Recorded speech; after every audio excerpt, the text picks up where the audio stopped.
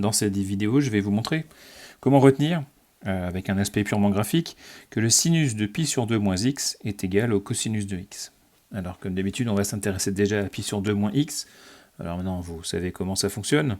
Le pi sur 2, c'est un angle droit. Donc je vais récupérer tout ça.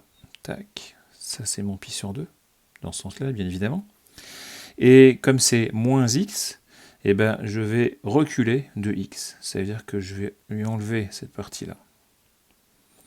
Donc, on obtient bien le pi sur 2 moins x qui était dessiné à l'initiale sur le dessin.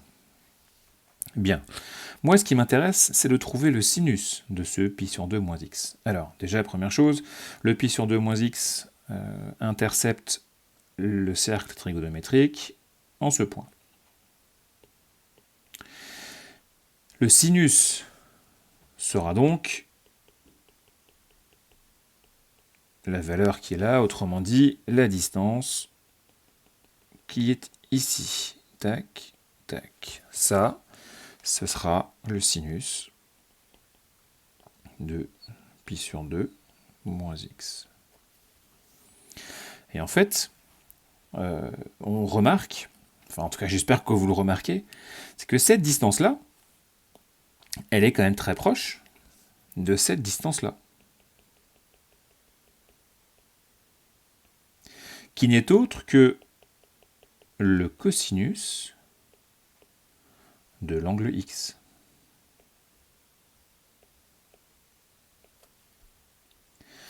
Pour essayer de bien vous convaincre de la chose, je vais pivoter ce cercle, et vous allez voir que la partie sinus de pi sur 2 moins x, donc la partie qui est en vert, va se retrouver sur la partie rouge, qui est le cosinus de x. Alors, les inscriptions vont disparaître, mais vous allez voir ce qui se passe.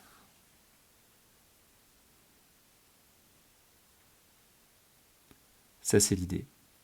Vous avez effectivement le sinus de pi sur 2 moins x qui se retrouve à la place du cosinus de x. Je reviens en arrière. Voilà.